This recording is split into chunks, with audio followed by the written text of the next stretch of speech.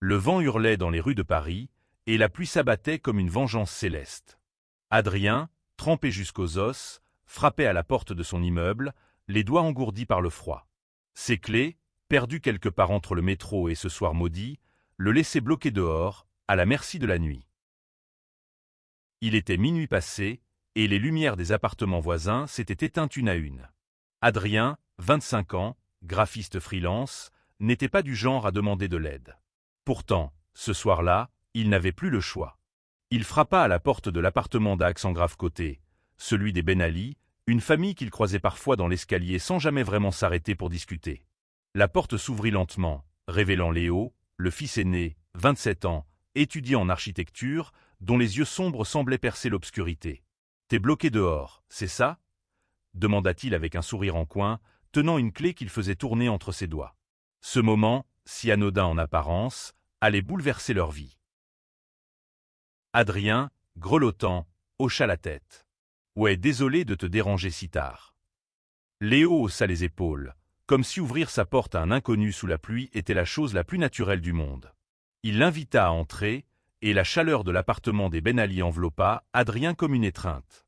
Les murs étaient ornés de photos de famille, de souvenirs d'Alger mêlés à des instantanés parisiens. Une odeur de thé à la menthe flottait dans l'air, et une vieille chanson de Féruze jouait doucement en fond. « Assieds-toi, je vais te chercher une serviette, » dit Léo, disparaissant dans le couloir. Adrien, mal à l'aise, s'installa sur le bord du canapé, ses vêtements goûtant sur le tapis. Il ne pouvait s'empêcher de remarquer les détails.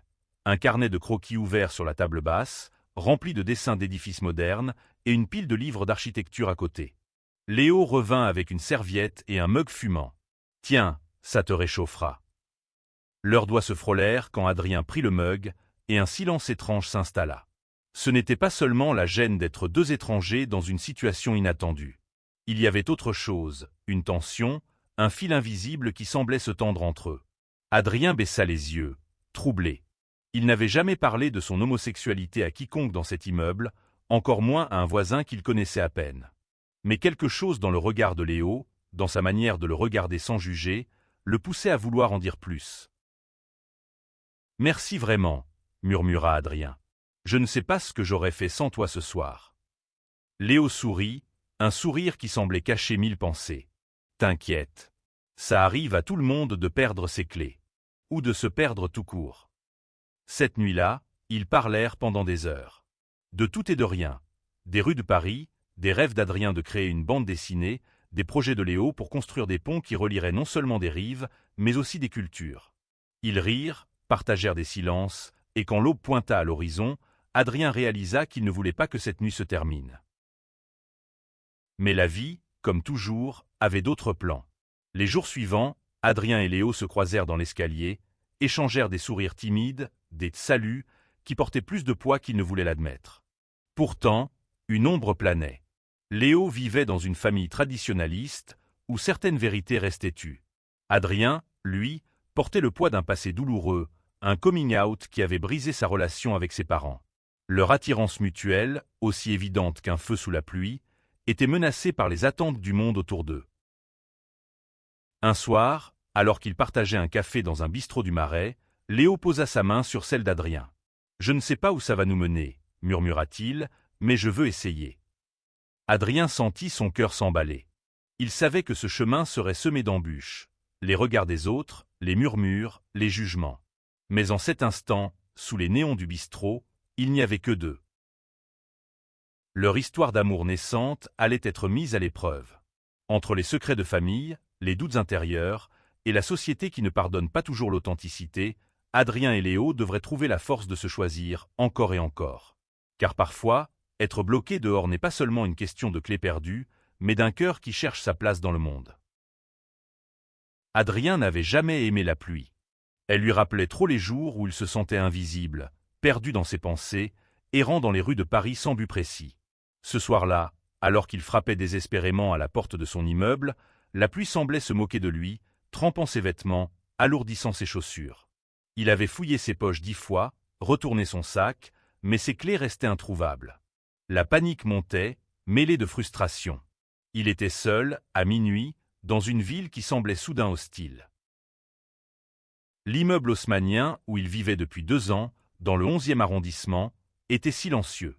Les fenêtres étaient noires, sauf une, au 2e étage, où une lumière vacillante trahissait une présence. C'était l'appartement des Ben Ali, ses voisins. Adrien hésita. Il ne les connaissait pas vraiment. Des salutations rapides dans l'escalier, un sourire poli de temps en temps, rien de plus. Mais il n'avait pas d'autre choix. Il frappa à leur porte, le cœur battant, espérant ne pas réveiller toute la famille. Quand la porte s'ouvrit, ce fut Léo qui apparut. Grand, les épaules larges, des cheveux noirs bouclés encore ébouriffés par le sommeil, il portait un vieux sweat gris qui semblait avoir vécu 1000 vies. Ses yeux, d'un brun profond, rencontrèrent ceux d'Adrien avec une intensité qui le déstabilisa. « T'es bloqué dehors, c'est ça ?» demanda-t-il, sa voix grave teintée d'un amusement discret. Adrien, trempé et gêné, hocha la tête. « Ouais, j'ai perdu mes clés. Je suis désolé, je ne voulais pas déranger. » Léo haussa un sourcil, comme s'il trouvait la situation vaguement comique. « Viens, entre.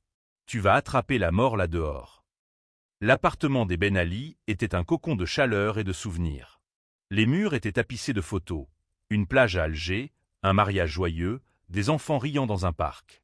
Une vieille chanson de Phéruze jouait en fond, et une odeur de thé à la menthe flottait dans l'air. Adrien, mal à l'aise, s'assit sur le bord du canapé, ses vêtements goûtant sur le tapis. Léo disparut un instant et revint avec une serviette et un mug de thé brûlant. « Tiens, ça te réchauffera, » dit-il en s'asseyant en face de lui. Leurs doigts se frôlèrent quand Adrien prit le mug, et un frisson le traversa, qui n'avait rien à voir avec le froid. Il y avait quelque chose dans la manière dont Léo le regardait, une curiosité douce, sans jugement, qui le mettait à nu. « Merci, » murmura Adrien, baissant les yeux. Il n'était pas habitué à ce genre d'attention. Pas depuis longtemps. Ils commencèrent à parler, d'abord timidement. Adrien raconta qu'il était graphiste, qu'il travaillait sur des projets pour des petites maisons d'édition, mais qu'il rêvait de créer sa propre bande dessinée. Léo, lui, parlait de son amour pour l'architecture, de son rêve de concevoir des bâtiments qui raconteraient des histoires, comme des ponts reliant les gens. « Un pont, c'est plus qu'un passage, » dit-il, les yeux brillants. « C'est une promesse. » Les heures passèrent sans qu'ils s'en rendent compte. Quand l'aube pointa, filtrant à travers les rideaux, Adrien réalisa qu'il ne voulait pas partir. Mais il le devait.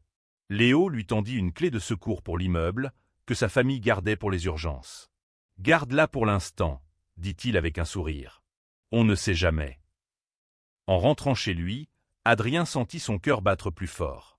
Cette nuit n'était pas seulement une mésaventure. C'était le début de quelque chose. Les jours suivants, Adrien ne pouvait s'empêcher de chercher Léo du regard. Dans l'escalier, dans la cour de l'immeuble, même en passant devant la boulangerie du coin, il espérait croiser ses yeux sombres. Chaque salut qu'ils échangeaient semblait chargé d'une promesse tacite, d'une question non posée. Mais ni l'un ni l'autre n'osait franchir le pas. Adrien vivait seul dans son petit appartement, un espace encombré de carnets de croquis, de tasses de café à moitié vides et de souvenirs qu'il préférait oublier. Son coming out, à 19 ans, avait été un désastre. Ses parents, des catholiques fervents de la banlieue parisienne, n'avaient pas su accepter sa vérité. Les disputes, les silences, puis l'éloignement. Depuis, Adrien s'était construit une vie à Paris, une vie où il pouvait être lui-même, mais il portait encore les cicatrices de ce rejet. Léo, de son côté, semblait naviguer dans un monde différent.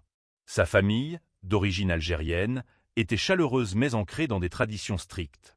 Adrien l'avait compris à travers les bribes de conversation qu'ils avaient eues.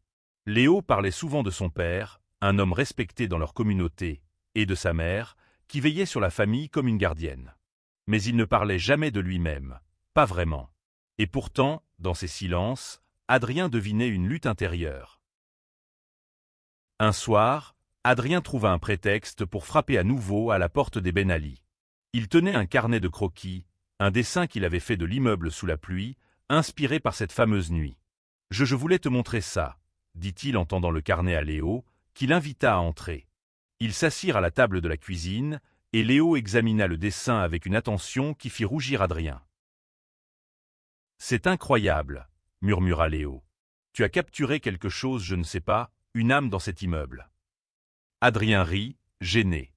C'est juste un croquis. Mais Léo secoua la tête. Non, c'est plus que ça.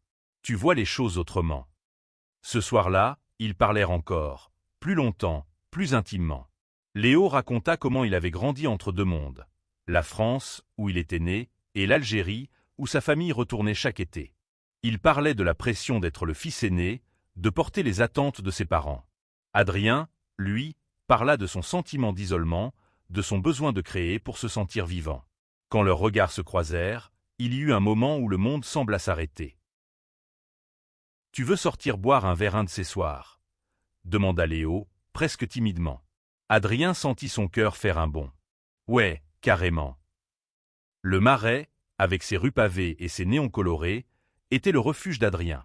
C'était là qu'il se sentait libre, là qu'il pouvait marcher main dans la main avec quelqu'un sans craindre les regards. Ce soir-là, dans un petit bistrot aux murs couverts de vieilles affiches, il retrouva Léo. Celui-ci semblait nerveux, jetant des coups d'œil autour de lui comme s'il craignait d'être vu. « Tu viens souvent ici ?» demanda Léo en s'asseyant, ses doigts jouant avec un sous-verre. Adrien sourit. « C'est un peu mon QG. Les gens ici sont ouverts. » Léo hocha la tête, mais son regard trahissait une hésitation. « Chez moi, c'est pas vraiment comme ça, » murmura-t-il. Ils commandèrent des cafés, et la conversation s'engagea, d'abord légère, puis plus profonde. Léo parla de son rêve de construire des ponts, pas seulement physiques, mais symboliques. « Je veux créer des espaces où tout le monde se sent chez soi », dit-il. Adrien, fasciné, l'écoutait, captivé par sa passion. Il parla à son tour de ses dessins, de son envie de raconter des histoires à travers ses planches, des histoires qui parleraient d'amour, de perte, d'espoir.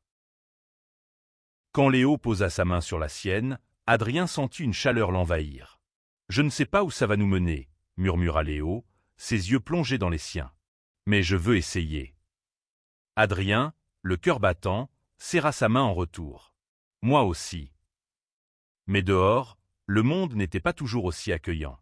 En quittant le bistrot, ils croisèrent un groupe de jeunes qui les dévisagèrent. Léo retira sa main brusquement, et Adrien sentit une pointe de douleur. Il savait ce que c'était de devoir se cacher, de vivre dans l'ombre. Mais il voulait croire que, cette fois, ce serait différent. Les semaines suivantes, leur relation s'épanouit dans l'intimité des moments volés. Un dîner chez Adrien, une promenade nocturne le long de la Seine, un après-midi à dessiner ensemble dans le parc des Buttes-Chaumont. Mais chaque moment de bonheur était teinté d'une ombre. Léo évitait soigneusement de parler d'eux à sa famille, et Adrien sentait la distance qu'il mettait parfois, comme s'il craignait d'être vu. Un soir, alors qu'il regardait un film dans l'appartement d'Adrien, Léo reçut un appel de sa mère. Il s'éloigna pour répondre, et Adrien entendit des bribes de conversation en arabe, des mots qu'il ne comprenait pas mais dont le ton était clair. Une dispute. Quand Léo revint, il semblait distant. « Tout va bien ?» demanda Adrien, inquiet. Léo soupira. « Ma mère veut que je rencontre une cousine d'un ami de la famille. » Adrien sentit son estomac se nouer. « Et toi, tu veux quoi ?» Léo le regarda, les yeux pleins de tourment. « Je te veux, toi. Mais c'est compliqué. » Cette nuit-là, ils parlèrent jusqu'à l'aube. Léo avoua qu'il n'avait jamais parlé de son orientation à sa famille. Il craignait leur réaction, la honte qu'il pourrait leur causer. Adrien, lui, raconta son propre passé, la douleur de perdre ses parents à cause de qui il était. « Mais tu sais, dit-il, parfois il faut choisir d'être heureux, même si ça fait mal. » La tension monta quand Léo fut invité à un dîner de famille où la fameuse cousine serait présente. Il demanda à Adrien de ne pas venir, et bien que celui-ci comprenne, il ne put s'empêcher de se sentir rejeté. « Je ne veux pas te perdre », murmura Léo avant de partir, mais ces mots sonnaient comme une promesse fragile. Pendant ce temps, Adrien reçut un message de sa mère, la première fois en 3 ans. Elle voulait le voir, parler. Il accepta, le cœur lourd, espérant une réconciliation. Mais la rencontre fut un désastre. Sa mère, toujours ancrée dans ses convictions, lui demanda de changer. Adrien quitta le café en larmes, le cœur brisé une fois de plus. Quand il retrouva Léo, il était à bout. « Je ne peux pas continuer à me cacher, Léo, » dit-il, la voix tremblante. « Je veux être avec toi, mais pas comme un secret. » Léo, déchiré, ne sut quoi répondre. Il rentra chez lui, laissant Adrien seul sous la pluie, une fois de plus. Léo passa les jours suivants dans un brouillard. Il savait qu'il aimait Adrien, mais la peur de perdre sa famille le paralysait. Un soir, il trouva le courage de parler à sa sœur, Amina, une étudiante en médecine qui avait toujours été son alliée. À sa surprise, elle le serra dans ses bras. « Léo, sois heureux. Papa et maman t'aiment. Ils comprendront, avec le temps. » Encouragé, Léo décida de parler à ses parents. La conversation fut difficile, pleine de larmes et de silence. Son père, d'abord en colère, finit par dire « Tu es mon fils. Ça ne changera jamais. » Ce n'était pas une acceptation totale, mais c'était un début. Léo retrouva Adrien dans leur bistrot du Marais. Il lui raconta tout, ses peurs, sa conversation avec sa famille, son espoir pour l'avenir. « Je veux être avec toi, » dit-il, les larmes aux yeux. Pas en secret, pas dans l'ombre. Adrien, ému, prit sa main. Alors on affrontera tout ça ensemble. Il savait que le chemin serait long, que les jugements et les obstacles ne disparaîtraient pas du jour au lendemain. Mais en cet instant, sous les néons du bistrot, ils choisirent l'amour. Et parfois, c'est en étant bloqué dehors qu'on trouve enfin la clé pour rentrer chez soi. 1 an plus tard, Adrien et Léo emménagèrent ensemble dans un petit appartement du Marais. Les murs étaient couverts de dessins d'Adrien et de plans d'architecture de Léo. Ils avaient traversé des tempêtes, des doutes, des nuits sans sommeil. Mais ils avaient aussi trouvé des moments de joie pure, des rires partagés, des baisers volés sous la pluie, des promesses tenues. La famille de Léo apprenait, lentement, à accepter leur amour. Celle d'Adrien restait distante, mais il avait trouvé une nouvelle famille en Léo, en Amina, et dans les amis qu'il s'était faits. Leur histoire n'était pas parfaite, mais elle était la leur. Et dans un monde qui cherchait parfois à les enfermer dehors, ils avaient construit leur propre refuge, un endroit où ils pouvaient être eux-mêmes, ensemble.